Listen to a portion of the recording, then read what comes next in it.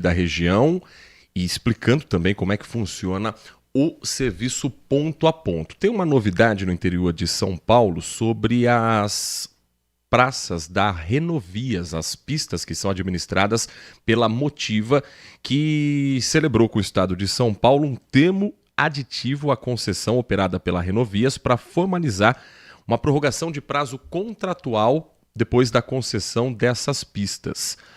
A informação foi divulgada pela antiga CCR nesta quarta-feira, num comunicado ao mercado. É um consórcio formado por Azevedo e Travassos e Quimassa Infraestrutura. O aditivo fixa em 31 de outubro o término da concessão, assegurando a continuidade de prestação de serviços até a transferência da operação a uma nova concessionária. Isso porque há um processo agora de mudança no leilão da Rota Mogiana, que foi realizado no estado de São Paulo.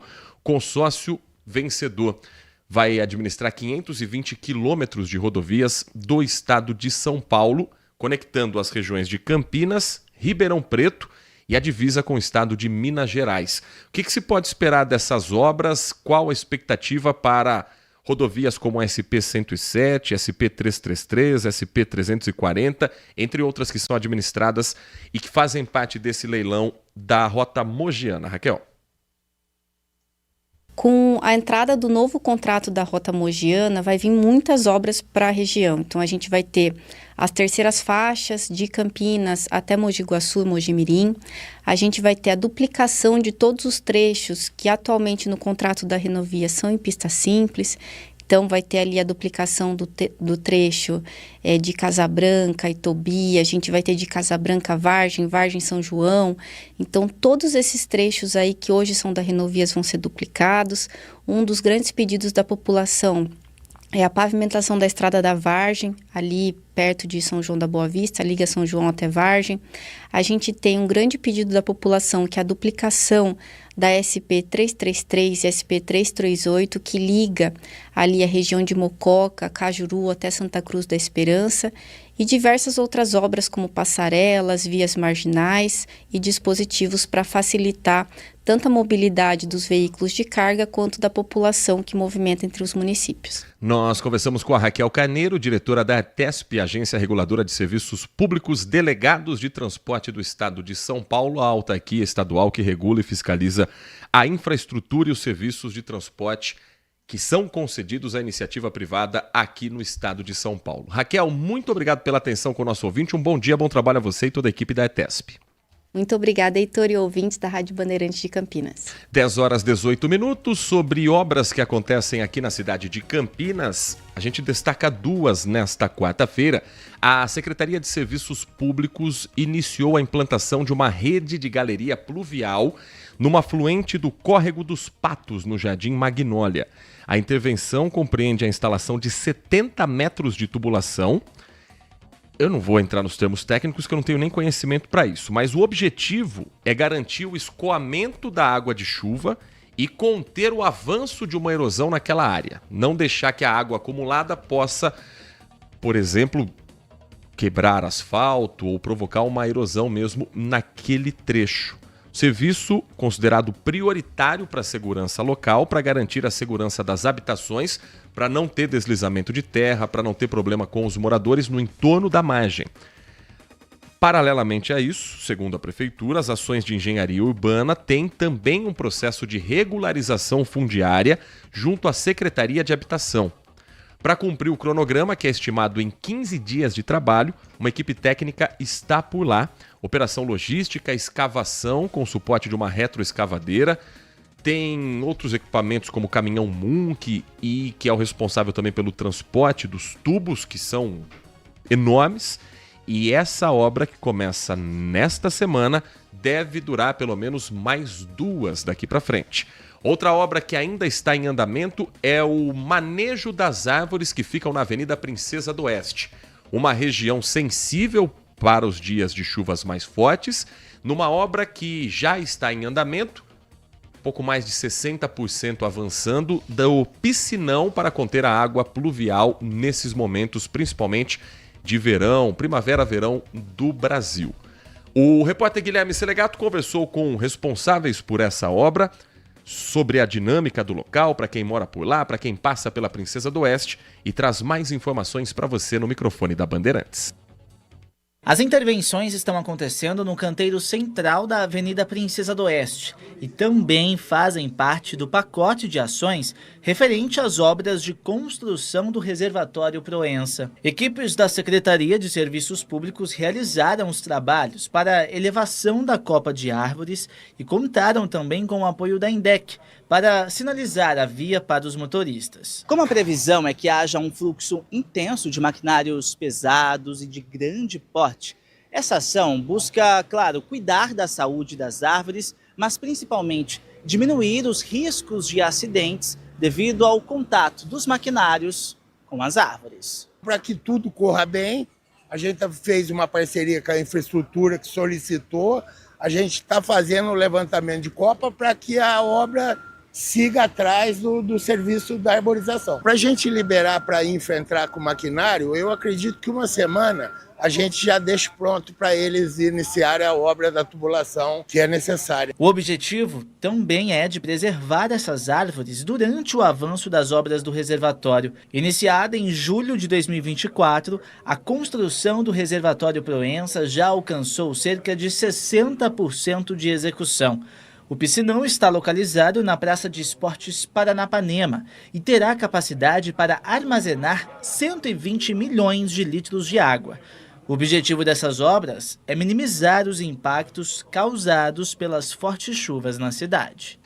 E esse é o período para fazer uma obra como essa, porque não chove em Campinas nesta semana, tempo firme, período de estiagem e temperaturas que estão ameaçando subir um pouquinho nesse início do mês de julho. Neste momento, os termômetros do CEPAGRE da Unicamp, Instituto de Meteorologia da Universidade Estadual de Campinas, marcam 21 graus e meio. Máxima hoje foi de 22 graus, às 10h20, agora há pouco, portanto. Então, está oscilando esse termômetro. E a mínima registrada em Campinas foi de 15 graus e meio. Vento está na casa dos 4 km por hora.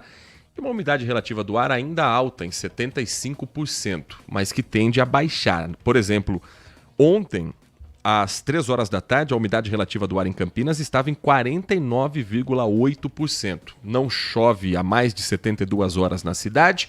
Tempo seco, redobramos a atenção com hidratação, exposição ao sol, horário para fazer exercício físico, mas para a prefeitura, tempo seco é sinal de que a obra pode andar. Nath Luquezzi, primeiramente, bom dia para você. Bom dia para você, Heitor. Bom dia para você, ouvinte. Os caminhões que estão trabalhando podem continuar por lá porque não vai chover ou tem mudança nesse cronograma porque vai virar o tempo aqui em Campinas? Por enquanto não, por enquanto pode continuar, o tempo permanece firme, 26 graus de máxima para hoje.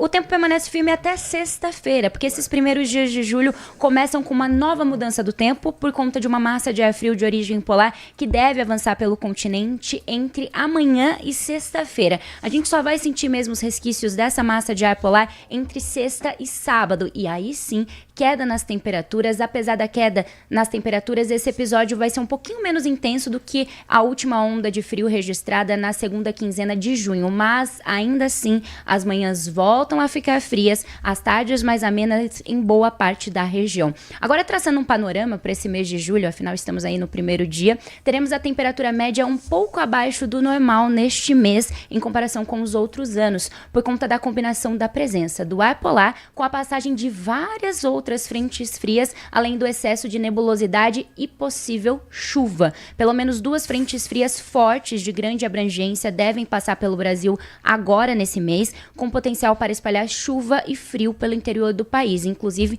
a primeira já está prevista para sexta-feira. Podemos sim ter um finalzão de semana chuvoso e com bastante frio. Estamos no inverno, mas apesar disso, o mês promete dias quentes também, temperaturas acima do normal, picos de calor podem ocorrer, especialmente no final do mês ali, na virada para agosto, por conta da influência do El Niño. Temperaturas muito altas, mas é claro que eu sigo monitorando. Por enquanto, tempo firme e o finalzão de semana promete bastante frio. Só para vocês terem uma ideia, no sábado a máxima será de 19 graus. Máxima? Máxima. Ou seja, domingo, Brasil e Noruega, mais clima norueguês do que brasileiro. Mais clima norueguês. Sobe um pouquinho, os termômetros voltam a subir gradualmente no domingo, com 21 graus de máxima. E assim, por diante. Isso pro nosso corpo é uma beleza, É né? Pra ficar doente é ótimo.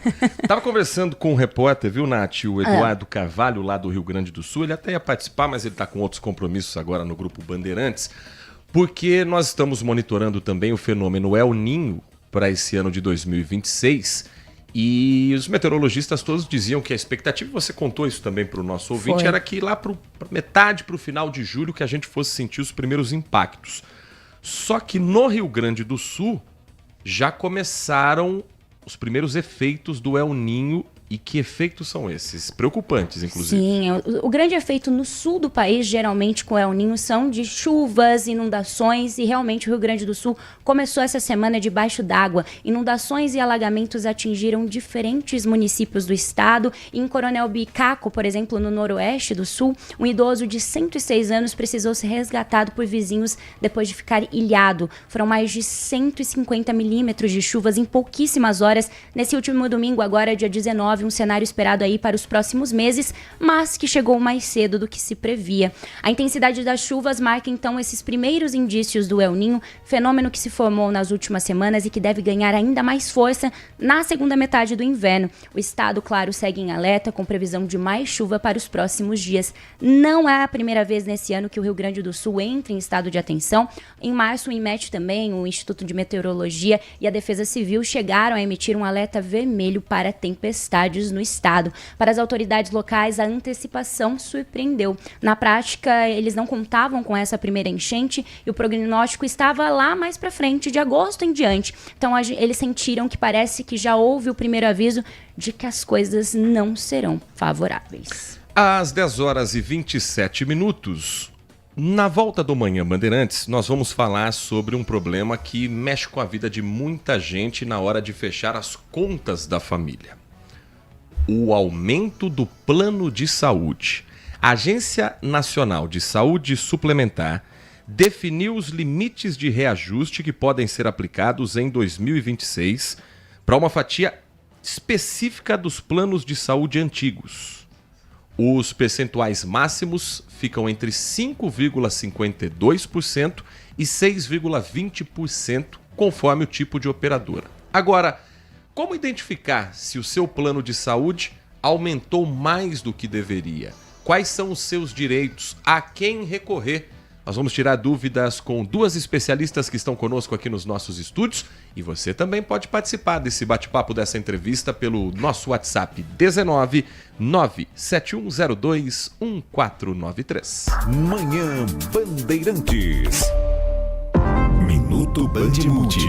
Você informado em 1 minuto. Os motoristas que utilizam as rodovias da região de Campinas devem ficar atentos. Os pedágios estão com novos valores a partir de hoje. O reajuste atinge diversas praças e pedágios do estado de São Paulo. Os pedágios das rodovias Anhanguera, em Valinhos, passam a custar R$ 14,30. Na Bandeirantes, em Sumaré, o valor subiu para R$ 12,80. Já o pedágio da SP 147 em Mojimirim agora é de R$ 11,70. Também houve reajuste nas praças de Indaiatuba, Montemor, Louveira e Paulínia. A principal novidade é na SP 340. Alguns pedágios tiveram redução. Em Jaguariúna, por exemplo, a tarifa para carros de passeio caiu pela metade, de R$ 17,60 para R$ 8,80. Também houve redução nas praças de Estiva Gerbe e Espírito Santo do Pinhal, além dos pórticos eletrônicos de Jaguariúna e Santo Antônio de Posse, que passam a cobrar R$ 4,40. O reajuste faz parte da atualização anual dos contratos de concessão das rodovias paulistas. Quer saber mais? Acesse bandmulti.com.br. Você ouviu Minuto Bandmulti. Você informado em 1 minuto. Consumidor, muitas vezes, a qualidade do combustível que você coloca no tanque do seu veículo pode ser tão diferente quanto o preço que você paga por ele. Por isso, procure abastecer em postos de sua confiança e exija sempre o cupom fiscal. É seu direito e a sua garantia. Recap, Sindicato dos Postos de Combustíveis de Campinas e Região. Acesse recap.org.br. O futebol move paixões e quando a bola rola, a emoção entra em campo com a Rádio Bandeirantes. No FM 85,7 e no YouTube /Rádio Bandeirantes Campinas. Futebol de qualidade comprovada, com a melhor equipe esportiva do interior. Líder de audiência, eleita para o hall de notáveis da ACESP. Um show de narração, comentários e informação. Rádio Bandeirantes Campinas. Aqui, a torcida vibra junto. Apoio Iga Atacado, grande variedade de produtos, preços baixos no atacado e no varejo para você economizar. Ofertas imperdíveis todos os dias. Rocha Autopeças, há 33 anos oferecendo o melhor para você. Sicredi, do seguro ao consórcio, do cartão à carteira digital. Não é só dinheiro, é poder contar com um gerente que só tem uma meta: te ver bem. Abra sua conta no Sicredi. Aroma das Ervas, especiarias e temperos requintados. Acesse aromadeservas.com.br. Logos Materiais Elétricos, há mais de 35 anos oferecendo os melhores produtos, preços competitivos e cobre qualquer oferta da concorrência. KTO.bet.br. Pode apostar. Site proibido para menores de 18 anos. Jogue com responsabilidade. Manfilter, a melhor escolha em filtros automotivos. Mais segurança, mais durabilidade e mais confiança para rodar todos os dias. Manhã Bandeirantes. Agora são 10 horas da manhã, 32 minutos, 10h32. No final do mês de maio, os planos de saúde ficaram, em alguns casos, mais caros para as famílias brasileiras ou, em alguns casos, também para o plano individual. A Agência Nacional de Saúde Suplementar, a ANS, definiu um reajuste anual dos planos que pode ser de, no máximo, 5,11% para alguns casos, algumas situações, e em outros que pode chegar um pouquinho acima dos 6%. A gente vai entender um pouco mais sobre isso daqui a pouco. Mas para completar a informação, o percentual é o menor autorizado pela ANS desde 2021, quando houve um reajuste negativo pelos efeitos da pandemia da Covid-19. A estimativa é de que isso impacte cerca de 7 milhões e 700 mil beneficiários do Brasil. Se a gente pegar isso em porcentagem, 14,5% de quem é usuário de um plano de assistência médica. E o novo teto vale para contratos individuais e familiares firmados a partir de 1º de janeiro de 1999 ou adaptados à Lei dos Planos de Saúde. Mas afinal, o que é a Lei dos Planos de Saúde? Quais são os direitos de quem contrata uma empresa para prestar esse serviço médico e como ficar atento e atenta se os valores não estão acima desse teto estipulado pela Agência Nacional de Saúde Suplementar. Para a gente entender um pouco mais sobre essas regras e sobre os nossos direitos, temos duas convidadas aqui nos nossos estúdios do Grupo Bandeirantes de Comunicação, as advogadas doutora Paola Mineiro e a doutora Isabela Pérez. Deixa eu começar pegando um bom dia de cada uma para o nosso ouvinte já identificar o tom de voz de vocês também, nossas convidadas. Doutora Paola Mineiro, muito bom dia, é um prazer ouvi-la aqui na Rádio Bandeirantes. Bom dia pessoal que está nos ouvindo, obrigada pela recepção. Doutora Isabela Pérez, muito bom dia, prazer tê-la conosco aqui nos nossos estúdios. Bom dia a todos, é um prazer enorme estar aqui hoje.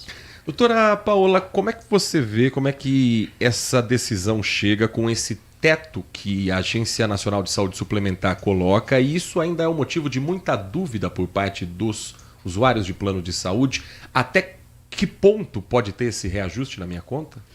Bom, primeiramente é um motivo de muito desgaste emocional e financeiro a questão que versa sobre saúde para as famílias brasileiras. Então, ter um reajuste é uma dificuldade que é encarada pelo financeiro das famílias, mas pelo menos ter exatamente quais serão os parâmetros de reajuste é uma segurança no sentido de compreender até quanto pode receber de aumento nessa mensalidade e a partir de quanto seria abusivo.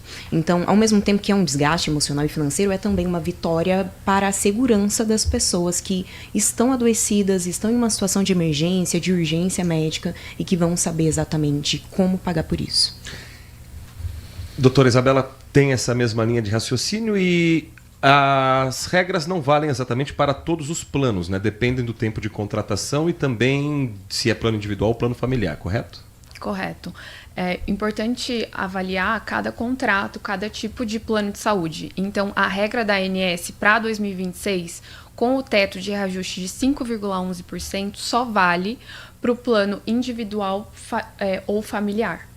Para os planos coletivos por adesão, coletivo, empresarial ou de autogestão, eles não são válidos. Aí é um estabelecimento entre a própria operadora e as empresas.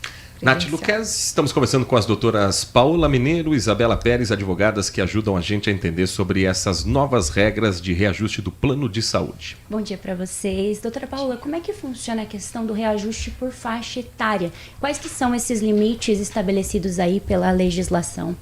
Bom, o reajuste por faixa etária, ele é possível, ele não é ilegal. Mas o que nós temos que tomar cuidado é se esse reajuste está sendo abusivo em relação a uma pessoa idosa que já está em uma situação de hipossuficiência, de vulnerabilidade, ou se é um reajuste que está ali dentro dos parâmetros possíveis. Não é possível, por exemplo, que exista uma cobrança em dobro de uma mensalidade, que era, por exemplo, R$200 e que ao cruzar os 60 anos vá para 400, 500, 600 reais. Então, ali a gente já consegue identificar de forma mais objetiva que duplicou, triplicou o valor. Fica mais fácil de identificar que é abusivo. Agora, em relação a outros valores menores, que ao final do mês a família abre o boleto e chega um novo valor, 50, 60, 100 reais a mais, a gente vai precisar verificar caso a caso. Analisar, primeiro, qual é o tipo de contrato dessa pessoa, por mais que ela tenha cruzado dos 59 para os 60 anos, e que exista, sim, uma possibilidade de aumento, mas o que este contrato estabelecia, ou foi estabelecido depois, em um outro momento, possibilidade de reajuste, quais foram e assim por diante. Então, caso a caso, vai ser interessante analisar e buscar orientação em relação a isso. Doutora Isabela, então, por exemplo, no caso de uma internação, um tratamento de alto custo, o valor do plano pode aumentar. Isso é legal? Como a doutora Paula falou, a gente precisa avaliar o contrato, mas, em regra, não é autorizado que as operadoras façam esse reajuste de maneira abusiva quando o consumidor precisa, em algum período da vida, utilizar o plano de saúde com maior consecutividade. Então, em regra, não. A gente precisa observar do que se trata aquela cobrança, aquele aumento, enfim, analisar de fato o que está sendo cobrado. Isso, inclusive, é um direito do consumidor, de solicitar para a operadora do que se tratam os reajustes. Por que está vindo aquela cobrança alta naquele determinado mês? É porque é um reajuste por faixa etária? É porque é um reajuste aplicado pela ANS? Ou é simplesmente porque eu estou usando mais o meu plano de saúde, que é o meu direito? Isso não vem geralmente descrito. É direito desse consumidor falar direto com a operadora. Exato, exato. Existe necessariamente um direito de transparência em relação a tudo que os consumidores firmaram um contrato. Então, é necessário sim verificar o boleto, por óbvio, para comparar os últimos meses qual foi o aumento desses valores, mas também é possível sim entrar em contato com a operadora de saúde e pedir exatamente a motivação, a justificativa daquele aumento. E a operadora é obrigada a apresentar todos os dados. Agora, nem sempre a decisão final fica nesse acordo. Muitas histórias chegam aos tribunais. Quase 60 mil novos casos questionaram reajustes no valor das mensalidades de planos de saúde só no ano passado. Tema que ficou no segundo lugar do ranking das principais reclamações contra empresas de saúde suplementar e representou 17% das demandas na justiça aqui no estado de São Paulo. Dados que são do painel de estatísticas do Conselho Nacional de Justiça. Pedidos de tratamento médico hospitalar encabeçaram a lista de temas com 165 mil novos casos. É um número muito alto de pedidos e a própria justiça parece ficar sobrecarregada com tamanha demanda, né? Com certeza, com certeza.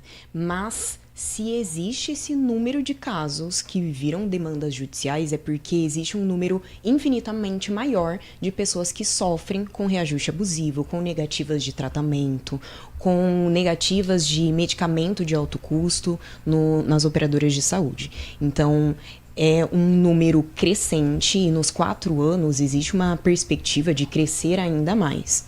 Conforme a população recebe de alguma forma a possibilidade de contratar planos de saúde, existe a possibilidade ainda maior dos planos de saúde também aumentarem a sua falha na prestação de serviço, infelizmente.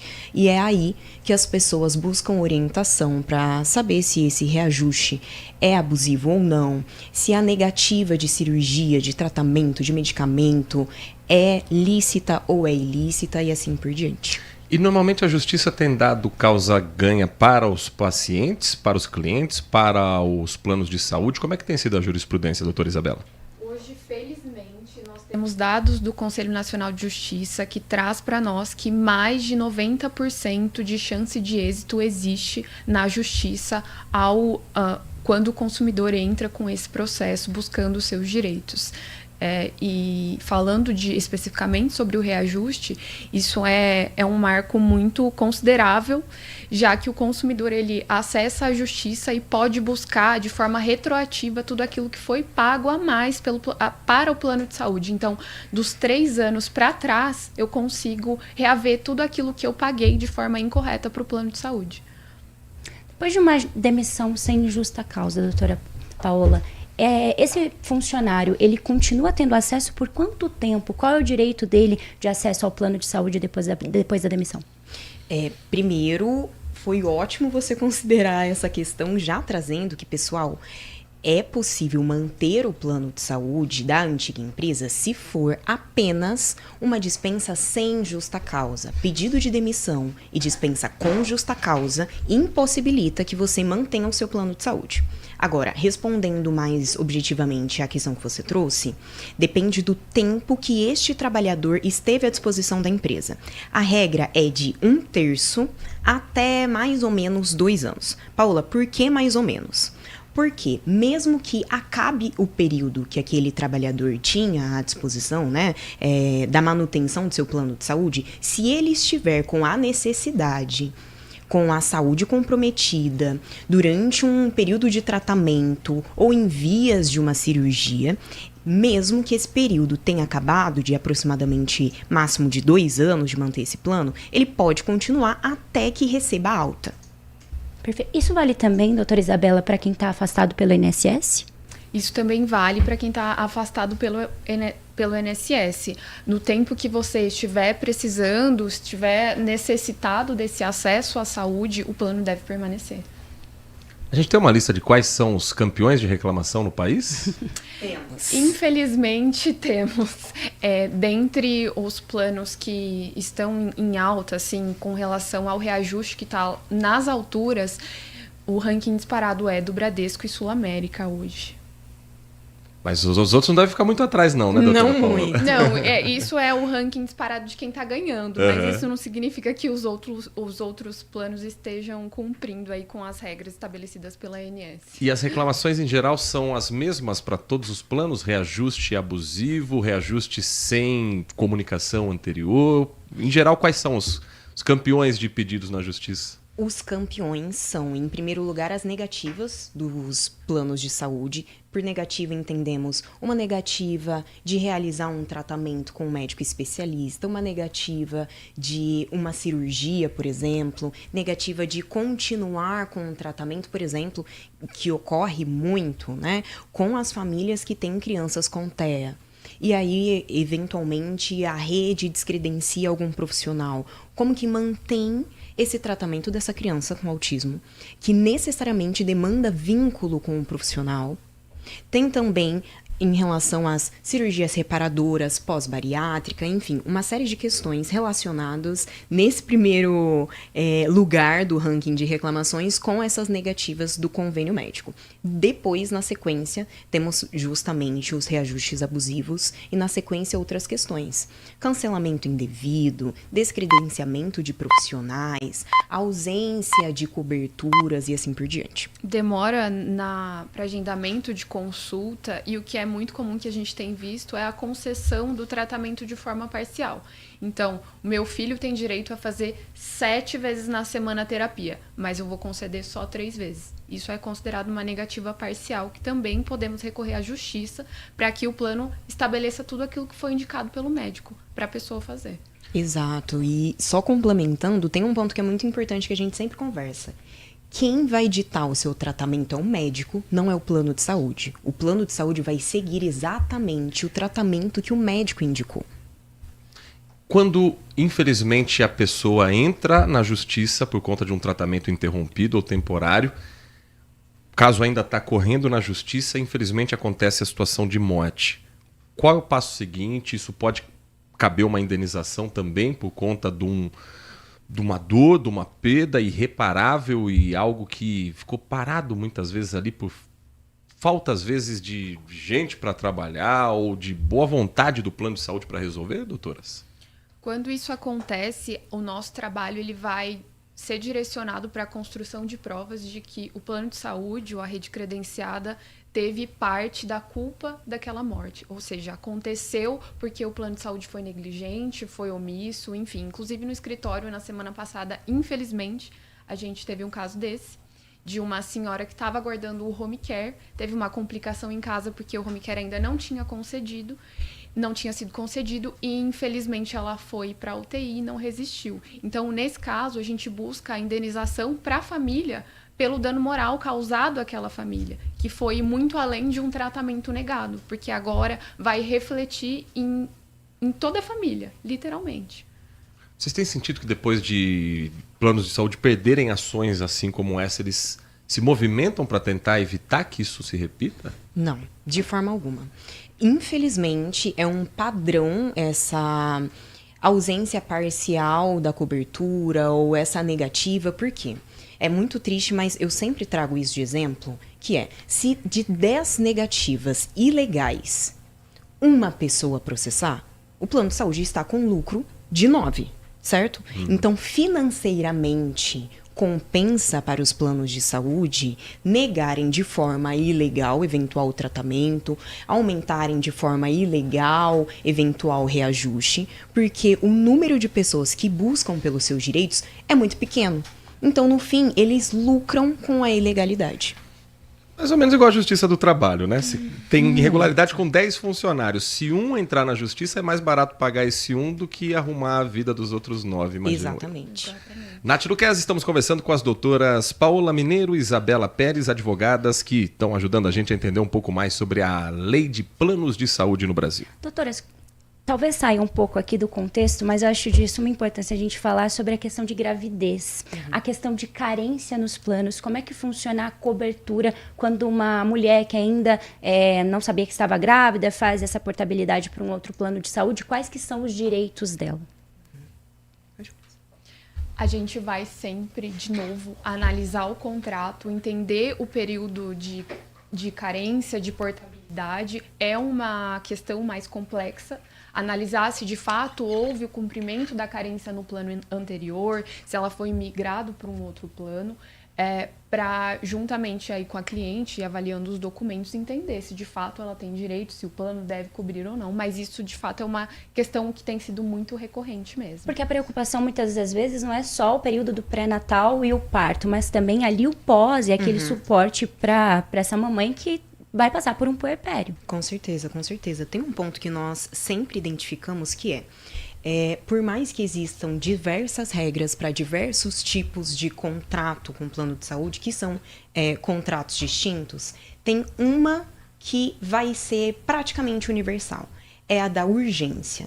Essa pessoa está com risco iminente de falecimento, ou o seu filho está com risco iminente de falecimento, ela precisa de um atendimento agora.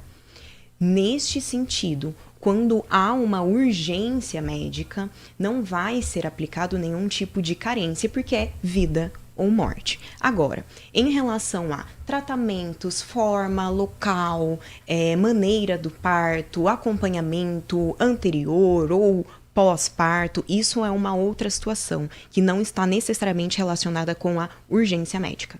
Até mesmo no caso de uma violência ali no obstétrica?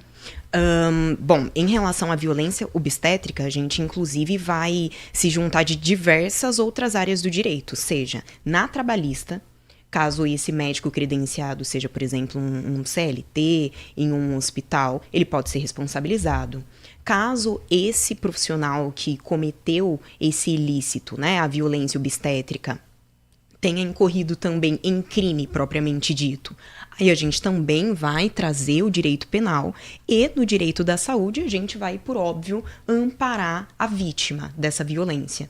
Então, enquanto advogadas de pacientes, né, e também de mulheres grávidas, nós vamos verificar, qual foi o ponto de incorreção nesse parto? Foi o grito? Foi o xingo? Ou foi a utilização inadequada de uma ferramenta? Foi impedir um acompanhante? O que aconteceu? E a partir daí, responsabilizar não só o profissional, mas a própria rede que promoveu aquela prestação de serviço médico. Nós conversamos aqui no Manhã Bandeirantes com as advogadas Paola Mineiro e Isabela Pérez, falando um pouco mais sobre as leis de planos de saúde no Brasil. Quem quiser conhecer um pouco mais do trabalho de vocês, como é que localiza as doutoras nas redes sociais, site, como é que a gente pode conhecer um pouco mais do trabalho que vocês têm no dia a dia, doutora? Bom, no Google podem procurar Pérez e Mineiro Advocacia e nas redes sociais eu me encontro como Paola Mineiro ADV. E o meu, Isabela Pérez ADV. Muito obrigado pela atenção com o nosso ouvinte. Foi um prazer receber vocês duas aqui nos nossos estúdios. Sejam sempre bem-vindas. Obrigada. São 10 horas e 51 minutos. Daqui a pouco a sua participação pelo nosso WhatsApp 19971021493.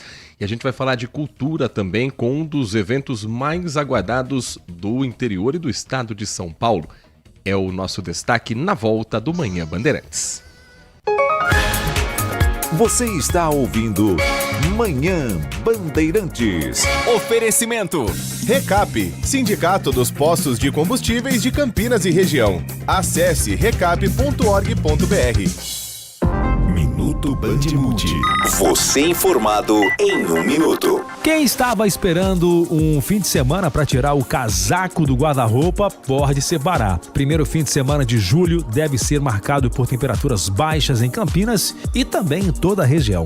A previsão indica manhãs geladas com termômetros próximos dos 10 graus em algumas cidades. O tempo também deve permanecer firme com poucas chances de chuva. No sábado teremos mínima de 13 graus e a máxima de 21 graus. Domingo, a mínima cai para 12 graus e a máxima de 23 graus. Os meteorologistas recomendam atenção especial com crianças, idosos e pessoas com doenças respiratórias que costumam sofrer mais nesta época do ano. Também é importante manter a hidratação, evitar mudanças bruscas de temperatura e agasalhar bem os animais de estimação. Quer saber mais? Acesse bandmulti.com.br. Você ouviu Minuto Band Multi. Você informado em 1 minuto. A cobertura para a eleição desse ano vai ter vários desafios. Se você tiver dúvida a respeito do conteúdo, você precisa procurar o jornalismo profissional. A cobertura da Band vai ter tudo que existe numa cobertura de eleição e um pouco mais. A gente está sempre pronto para surpreender. Quando a notícia chega a você ali na ponta final, ela já foi checada, ela foi apurada, ela foi aprofundada e ela foi situada. É assim que o jornalismo sério e profissional faz. Grupo Bandeirantes. Somos de verdade. A melhor cobertura do futebol. Reportagem sempre presente. A melhor transmissão. Análise e comentários super embasados. E narrações vibrantes como esta. Vem pra bola, uma paulada. Palma. É o Futebol Bandeirantes, que você ouve no FM, também no aplicativo Bandplay e no YouTube. Onde e do jeito que você quiser. Siga a Rádio Bandeirantes Campinas também no Facebook. Uma página completa com conteúdo sobre tudo o que acontece na nossa região e, claro, informações de Ponte Preta e Guarani. facebook.com/Rádio Bandeirantes Campinas. Fechada com você. Fechada com a verdade. Consumidor.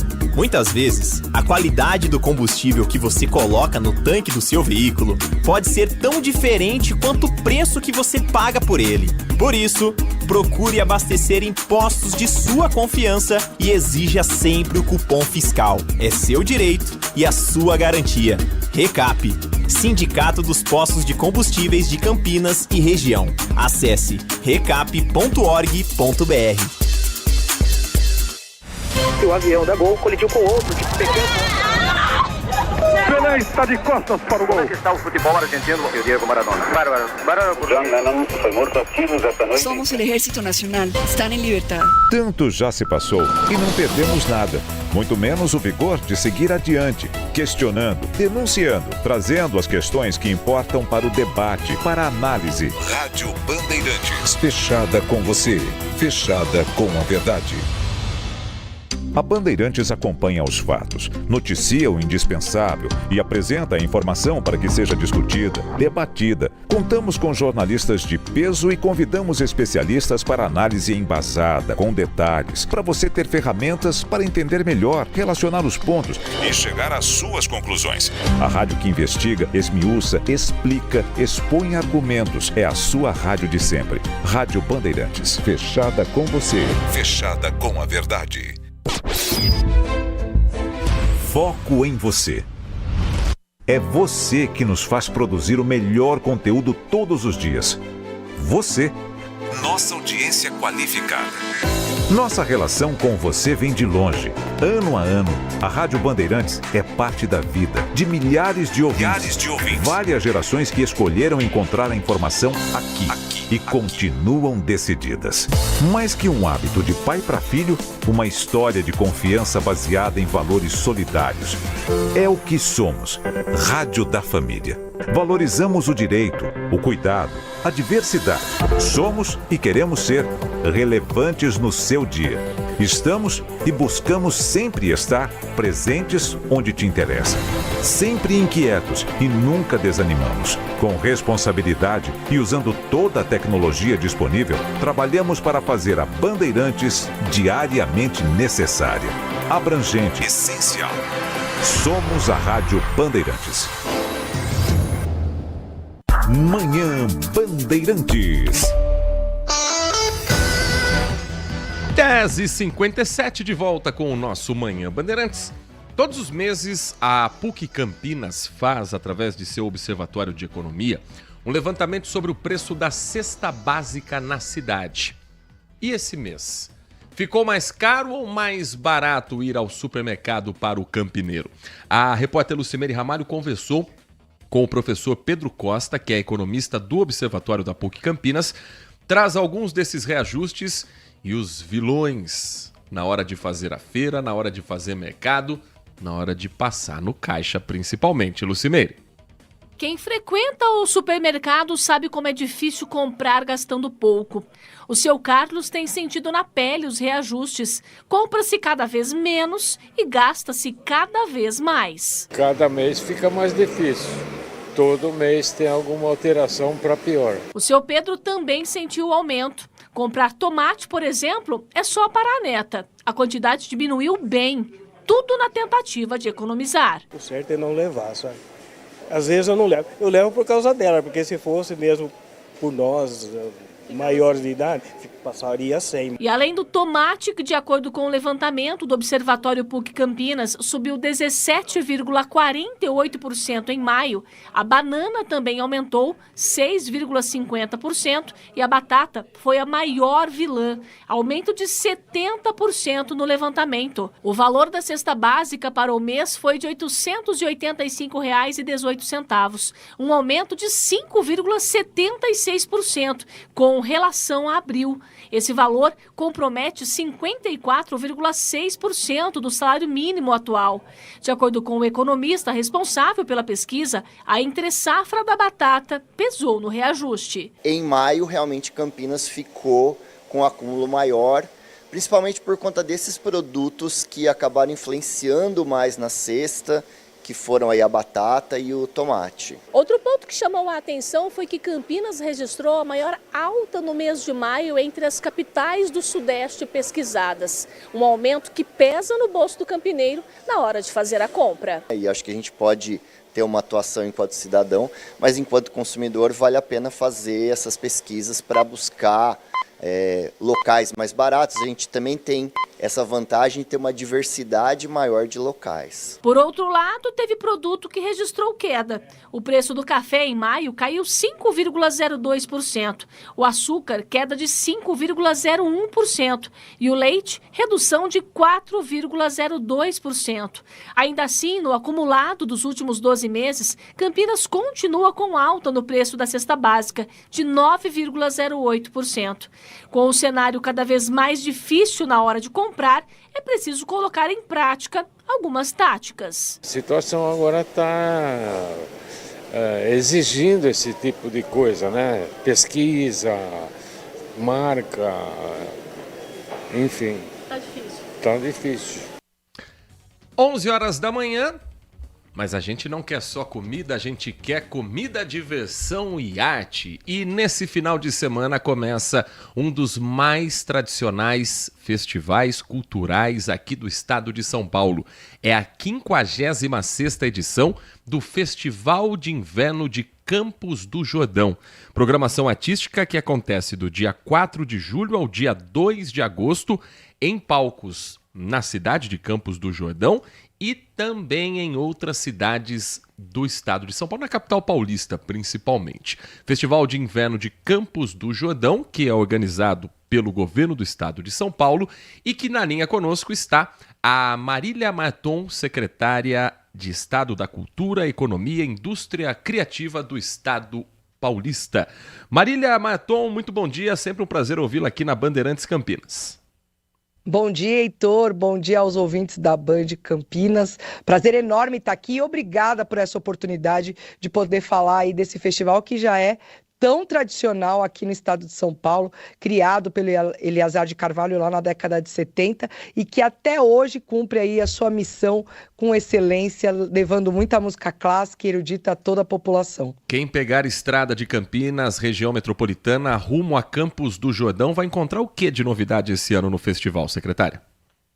Olha, Heitor, esse ano a gente aumentou, inclusive, a linguagem, né, para além do erudito e do clássico. Esse ano a gente integra na programação ópera, né, ópera que é sempre muito querida pela população, porque é um momento em que também tem um pouco dessa coisa da encenação, do teatro ali junto, mas fundamental para que a gente também desenvolva o canto lírico aqui do estado de São Paulo. Então, depois de muitos anos sem ter a ópera na sua composição, esse ano a gente volta aí com a ópera compondo todas as nossas apresentações, que são 80 apresentações durante aí todo o mês, do dia 4 ao dia 4 de julho a 2 de agosto, é a programação do 56º Festival de Campos do Jordão. Olha, as novidades são bastante. Para poder chegar a 80 apresentações, obviamente a gente também ampliou o número de palcos, Heitor. Então, em Campos do Jordão, para além dos palcos tradicionais, que era Capivari, o Cláudio Santoro, que é o nosso auditório que fica lá em cima na Boa Vista, e a própria capela, né, Apóstolo São Pedro, que fica dentro do Palácio Boa Vista, ali em Campos do Jordão.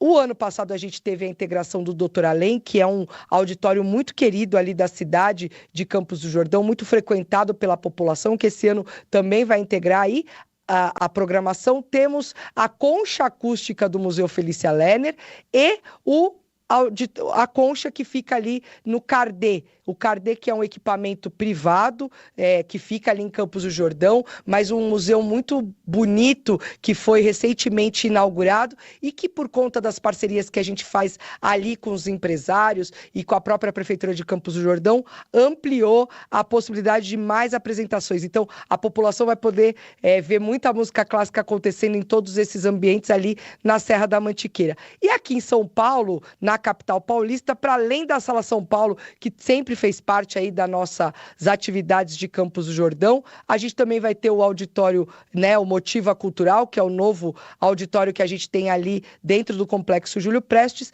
e o Salão Nobre, que também fica dentro do Complexo Júlio Prestes, que é a Sala Eliazar de Carvalho, que é uma sala de câmara que a gente tem ali no complexo, que também vai estar à disposição. Então, ampliamos bastante a oportunidade das pessoas poderem participar e consumir esse alto nível de qualidade de música clássica que a gente leva a toda a população do estado de São Paulo. E, obviamente, aqui fica o convite aí para que toda Campinas e região possa curtir e participar desse momento tão importante do nosso estado. Nath Lucchesi, a secretária de Estado da Cultura, Economia e Indústria Criativa aqui de São Paulo. Marília Marton é nossa convidada nesta edição do Manhã Bandeirantes. Muito bom dia, secretária. E me empolga muito saber que durante o festival acontece também o módulo pedagógico. Queria que a senhora pudesse explicar um pouquinho de como funciona, como esses 140 bolsistas vão poder aproveitar o festival de uma maneira diferente. Nath, bom dia. Prazer enorme falar aqui com você. Então, olha, o Festival de Campos do Jordão, ele foi criado pelo Eliazar de Carvalho a partir do módulo pedagógico, né? Lá na década de 70, na oportunidade que o Eliazar de Carvalho teve de poder juntar grandes talentos em Campos do Jordão, convidar professores, né, mestres, maestros, músicos importantes do exterior para virem para o Brasil, para poder se encontrar com esses novos talentos, né? Então, isso foi o que criou o Festival de Campos do Jordão lá na década de 70. E esse coração, essa alma do festival nunca se perdeu, Nath. Então, desde aquela época, o festival, apesar de ter grandes apresentações, acontecerem nos grandes palcos, ele também tem essa vertente pedagógica de poder dar oportunidade para que jovens talentos, né, meninos que possam mostrar aí as suas grandes habilidades, tenham esse encontro com grandes professores e mestres da música clássica para poder desenvolver suas atividades e poder também dar a oportunidade de se encontrarem, né? São nesses festivais que alguns professores descobrem novos talentos, convidam esses talentos, inclusive para integrarem outras orquestras ou participarem de apresentações não só aqui no Brasil, mas principalmente fora do Brasil. E, obviamente, dentro do festival, né, do módulo pedagógico, a gente tem uma premiação que paga para que um grande vencedor, né, um músico vencedor, possa cursar durante 9 meses uma bolsa fora do país, podendo assim ampliar e aperfeiçoar as suas habilidades e, obviamente, ter aí a oportunidade de eventualmente ficar e integrar uma orquestra fora do país nesse momento. Então, é um festival que, para além da difusão, também tem toda essa parte de formação, oportunizando que meninos, jovens talentos possam desenvolver suas habilidades e terem a oportunidade de tocar fora do país. Secretária, nós acompanhamos no ano passado aqui em Campinas, no Centro de Convivência Cultural Carlos Gomes, as apresentações do espetáculo Quebra-Nozes. Foi um espetáculo que teve iniciativa da Cult SP, da Secretaria de Cultura, a senhora presente, inclusive, num trabalho que foi visto no palco, mas que teve muito bastidor também, com a formação de novos profissionais na área de cultura, de passagem de palco, de montagem de iluminação, de som e tudo mais. Inclusive, numa das noites teve a entrega dos diplomas para esses então alunos. Como é que tem sido esse trabalho com a formação desses profissionais na área de cultura? E no caso de Campinas, qual o balanço que foi feito pela Secretaria sobre a adesão do público e também, agora que já temos aí 7 meses depois do espetáculo, a possibilidade desses profissionais estarem no mercado? É algo que a Secretaria também acompanha? Se além do diploma eles estão conseguindo trabalhar com a cultura aqui no estado? Heitor, obrigada pela oportunidade de falar sobre o Cult SP Pro, que é a nossa escola de profissionais da cultura, né? Não completou nem 2 anos ainda, ela completa 2 anos agora em outubro, e no final do ano passado a gente teve essa oportunidade junto com a Fernanda Chamas, né? E todos os profissionais daí do município. Agradecer aqui a Ale, que é a nossa secretária, que é sempre disponível, está sempre pronta para os desafios que a gente tem, né? O nosso nosso prefeito Dário, que é uma figura. Eu acabei de ver, inclusive, um post dele aqui falando dos anúncios dos editais de Campinas, né, para os profissionais da cultura.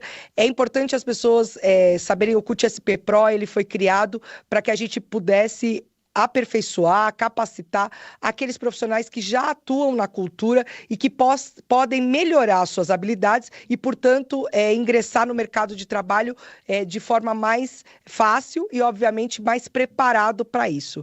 O que a gente fez o ano passado em Campinas foi a primeira atividade integrada em que a gente, a partir de um espetáculo, né, que era o Quebra-Nozes, a gente desenvolvia todas as habilidades para um teatro musical. Então, como você disse, era desde o iluminador, do sonoplasta, da parte de camarim. Então, as pessoas que acabam colaborando para trocas de roupas, né? Quando os artistas saem, entram, as perucas, os adereços, né? Para quem viu o espetáculo, viu aquela cabeça do rato, que era perfeita, linda, e aquilo tudo foi desenvolvido por alunos do CUT SP Pro que fizeram aí suas atividades formativas para que a gente chegasse naquele espetáculo. O público pôde ver um grande espetáculo, um espetáculo feito com muito carinho. A gente teve aí um retorno do público muito bom, né? As pessoas falando da emoção. Óbvio, Quebra-Nozes é uma apresentação muito bonita, né? Final de ano, quando a gente já está sensibilizado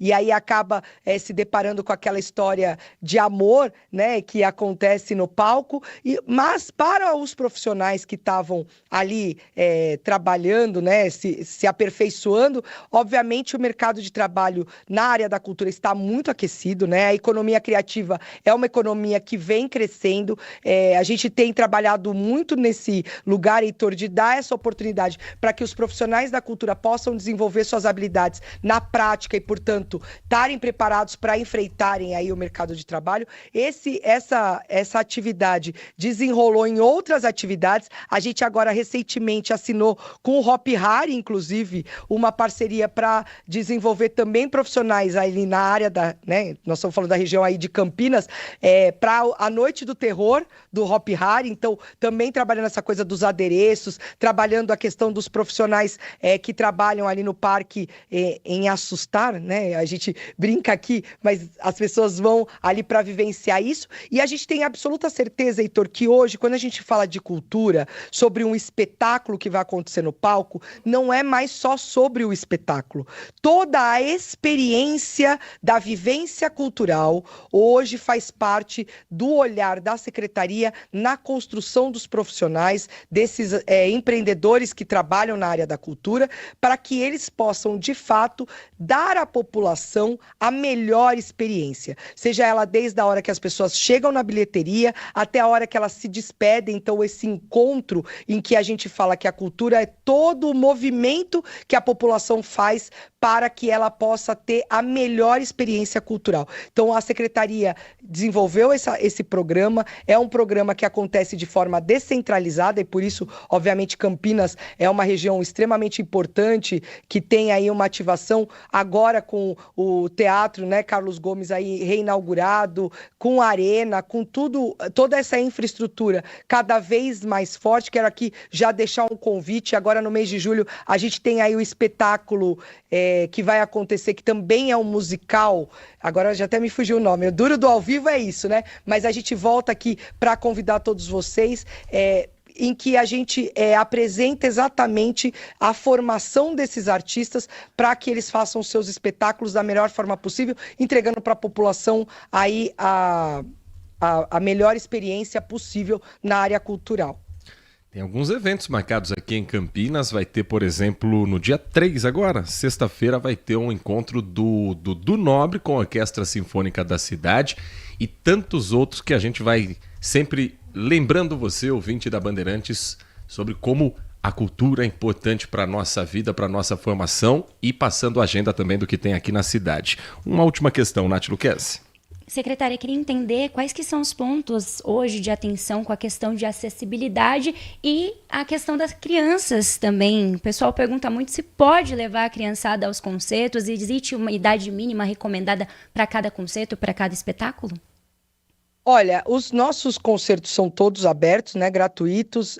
Quando há uma limitação ou aquilo que a gente chama de indicação etária, ele vem escrito no convite. É obviamente que as apresentações, elas acontecem todas, a grande parte delas em espaço aberto, Nath. Então, por exemplo, quando acontece em Capivari, ela está lá, aberto ao público, as pessoas estão passando, estão vendo as apresentações. Então, as crianças também têm essa oportunidade. O que é importante a gente falar? Quando a gente está falando de formação de público, e aí muito direcionado às crianças, né, aqueles que vão aprender como consumir cultura ao longo da sua trajetória, é importante que os pais saibam, né? Uma apresentação de 3 horas pode não ser o mais recomendado para uma criança muito pequena que nunca teve num teatro, nunca teve numa apresentação. Mas, por outro lado, se ela está ali em Capivari, andando, e ela ter a oportunidade de sentar, ficar 15, 20 minutos, para que a criança aprenda a olhar para o palco e perceber essa atividade acontecendo ali, isso é fundamental para a sua formação, para a sua trajetória e para o seu desenvolvimento cognitivo. Então, a gente sempre recomenda que as crianças, que os pais levem as crianças a participarem das nossas atividades. É claro que quando você pega uma apresentação, por exemplo, da abertura que vai acontecer no Cláudio Santoro, que é a flauta mágica, que começa às 8h30 da noite, e ela tem 2 horas e 40 de duração, geralmente as crianças, a menos que elas sejam muito acostumadas a ficarem acordadas até muito tarde, porque provavelmente o espetáculo vai acabar às 11h30 da noite, então tem criança que nem aguenta, dorme. Mas é isso mesmo, a construção do público, da formação de público passa por isso, de poder estar no palco e tá ali no teatro, ver o espetáculo acontecer e a hora que cansou, dorme, faz parte. A gente gosta que os pais tragam, a gente recomenda que tragam e cada vez mais consumam a cultura.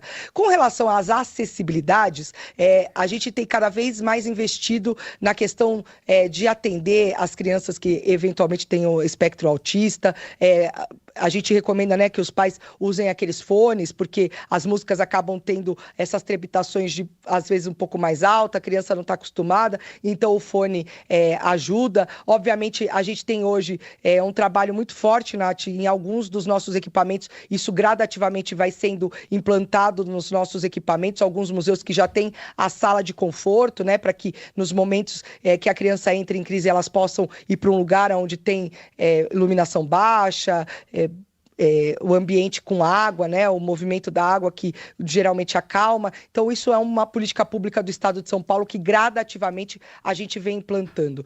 E, obviamente, para todos os acessos, né, com questões de Libras, tudo isso, a gente vem trabalhando fortemente sempre na Secretaria da Cultura, não só no Festival de Campos do Jordão, mas em todas as nossas atividades. Isso é fundamental. Quando a gente fala sobre acesso e democratização da cultura, é fundamental que todas as pessoas tenham essa possibilidade de poder consumir a cultura 100% naquilo que é a sua plenitude. Nós conversamos com Marília Maton, secretária de Estado da Cultura, Economia e Indústria Criativa do Estado de São Paulo. Secretária, muito obrigado pela sua atenção com o nosso ouvinte. Espaço sempre aberto para a gente falar sobre as ações da cultura. Tendo novidade aqui na região de Campinas, a senhora é mais do que convidada a participar aqui do nosso programa. Heitor, eu vou pedir desculpa aqui pela minha falha de memória, daqui a pouco eu te mando aí, se você puder anunciar para as pessoas. A gente tem em julho aí essa programação acontecendo em Campinas de um musical e eu te mando, porque realmente aqui a minha memória agora falhou, mas eu quero muito que as pessoas de Campinas possam participar desse musical. Eu não vou lembrar o nome, mas eu te mando já se você puder aqui anunciar. E obviamente fica o convite a toda a população de Campinas, a região, de 4 de julho a 2 de agosto em Campos do Jordão e na capital, programação do Festival de Campos do Jordão. Para mais informações, www.festivalcamposdojordão.org.br. Pode deixar que a gente compartilha também com o nosso ouvinte aqui as novidades de Campinas e região, agradecendo a secretária Marília Maton, que gentilmente atende nosso ouvinte nesta manhã de quarta-feira. E, aliás, falamos sobre a programação cultural aqui de Campinas, Nath Luquezzi. Dê um spoilerzinho sobre o que vem por aí, porque hoje é aberto oficialmente o calendário de aniversário de Campinas. Sexta-feira, me aguarde ali do Nobre Orquestra Sinfônica, mas esse é só o pontapé inicial, né, Nath? Sim, porque hoje já começaram aí as comemorações pelos 252 anos de Campinas. Hoje, com a inauguração de uma rota cicloviária na região do Ouro Verde, já acontece desde as 9 horas da manhã, e a programação segue durante todo o mês com entregas de obras, lançamentos de programas, anúncios de investimentos e outras atrações culturais e esportivas. O aniversário da cidade é celebrado no dia 14. As comemorações, então, também contam com uma agenda cultural bem ampla, que inclui o concerto comemorativo no Teatro de Arena Teresa Aguiar, que eu já vou dar mais detalhes para vocês, a apresentação da Orquestra Sinfônica Municipal de Campinas na Sala São Paulo, a Maratona de Campinas, a Volta do Chapadão, os Chefes na Praça e diversos outros eventos esportivos distribuídos pela região e pela cidade. Então, você, morador de Campinas e região, agora durante todo o mês de julho tem uma programação especial. E o concerto da Orquestra Sinfônica de Campinas acontece sexta-feira agora, dia 3 de julho, às 8 horas da noite. A apresentação vai ser no Teatro de Arena Teresa Aguiar, no Centro de Convivência Cultural, com participação especial do cantor e compositor Dudu Nobre. A partir das 8 horas da noite, entrada gratuita e não precisa retirar o ingresso, o convite antecipado. Teatro de Arena é muito bonito e tem que ser usado. Foi reformado, não é para as pessoas passarem por ali, para passear com o cachorro. As poucas vezes que eu vi gente ali, era um sentado lá em cima, no último degrau, embolando um cigarro, assim, que você já imagina o que é. Outro passeando com o cachorro, outro ali namorico. Ali é espaço cultural. Eu sou prefeito, longe de mim ter qualquer pretensão política, mas eu teria montado o Teatro de Arena como a sede da Arena do Torcedor. É que em verdade, 2010 foi nossa. lá e foi muito legal, Muito porque legal. ele tem degrau, arquibancada, dá para colocar telões, mas enfim, aí existe uma questão técnica que vai além da minha capacidade. Agora, é um espaço que precisa ser vivo, que precisa ser ocupado. E o teatro que ficou muito bonito. Aliás, você também acompanhou o Quebra-Nozes, né, no final do ano passado. Um espetáculo muito bonito, com uma boa parte de artistas aqui da região e muitos recém-formados, né? Isso é uma boa oportunidade. Como você mesmo mencionou na entrevista, você ter o certificado, você ter participado daquilo vale muito para nós artistas. Então, é legal que tenha esse tipo de ocupação na cidade e que seja em lugares diferentes, não só no teatro. Tem lugares para serem ocupados na cidade que precisam ter um olhar diferente. Eu não vou contar o nome, mas ano passado, quando a gente falava sobre o Quebra-Nozes, uma pessoa, né? Não vou nem falar gênero, uma pessoa soltou a pergunta aqui. Qual? Quem que é Tchaikovsky? Aí eu respondi que foi o primeiro vocalista da banda Eva. Mentira. A pessoa, até agora, ela está acreditando que Tchaikovsky foi o primeiro vocalista da banda Eva. Tchaikovsky, o autor russo do Quebra-Nozes e de outros clássicos. Quebra-Nozes, O Lago dos Cisnes, A Bela Adormecida, que ele fez não a história, mas músicas para as obras, enfim. Que são os primeiros balés de repertório. Eles são os mais, assim, famosos e mais clássicos, né? São os clássicos dos balés de repertório. Em breve no Carnaval de Salvador. Um rápido intervalo, na volta a sua participação aqui no Manhã Bandeirantes. Manhã Bandeirantes. Consumidor, muitas vezes, a qualidade do combustível que você coloca no tanque do seu veículo pode ser tão diferente quanto o preço que você paga por ele. Por isso, procure abastecer em postos de sua confiança e exija sempre o cupom fiscal. É seu direito e a sua garantia. Recap, Sindicato dos Postos de Combustíveis de Campinas e Região. Acesse recap.org.br. Quem recebe notícia, não tem a certeza se é verdadeiro ou não, a primeira coisa é não passar para frente. Desconfiar é o primeiro passo. Porque a verdade é a base do jornalismo. Ser de verdade é informar com responsabilidade.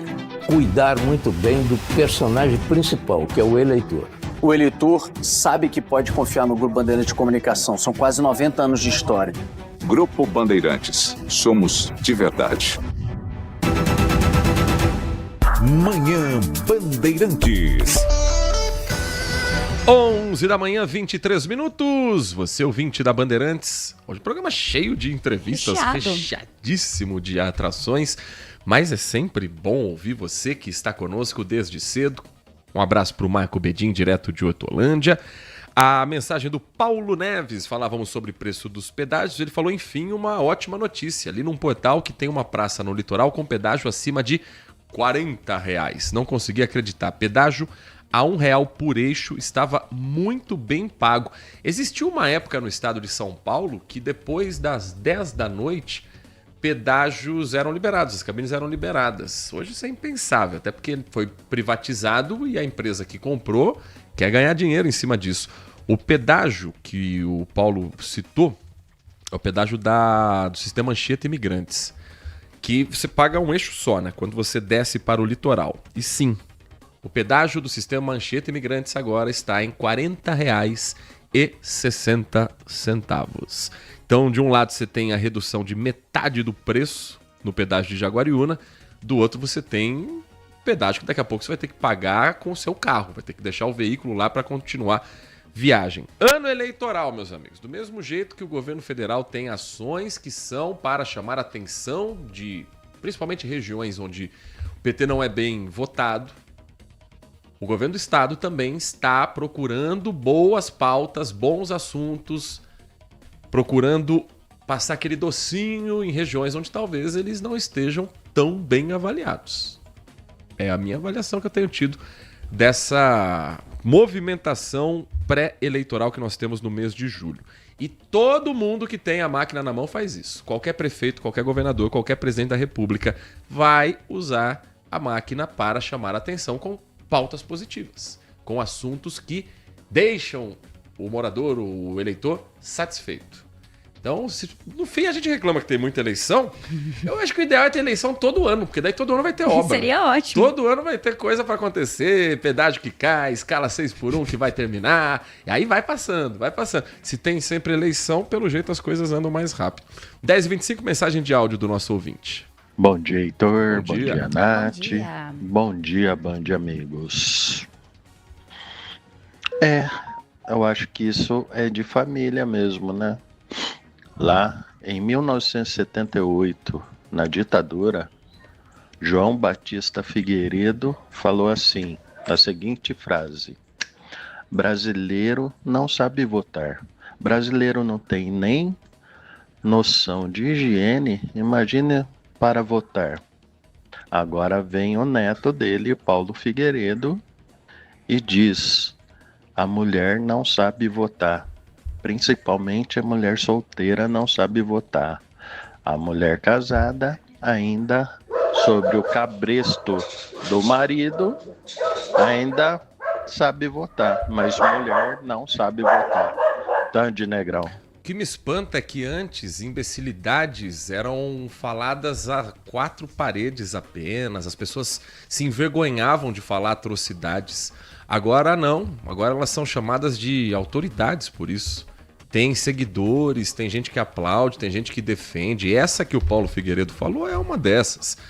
É querer voltar a um Brasil em que a mulher não tinha direito a voto, basicamente.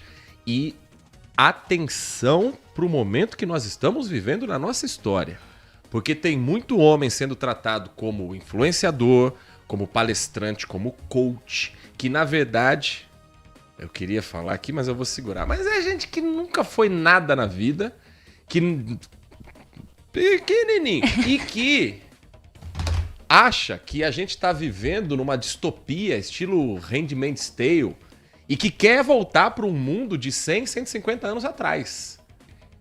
Então, muita atenção com esse tipo de discurso, que no começo ele parece bobo, parece exagerado, mas que vai formando uma legião de fãs que daqui a pouco estão aplicando esse discurso no ambiente de trabalho, dentro de casa, com as amigas, com a mãe, com a esposa, com todas as mulheres no seu entorno, por se achar superior pelo fato de ser homem.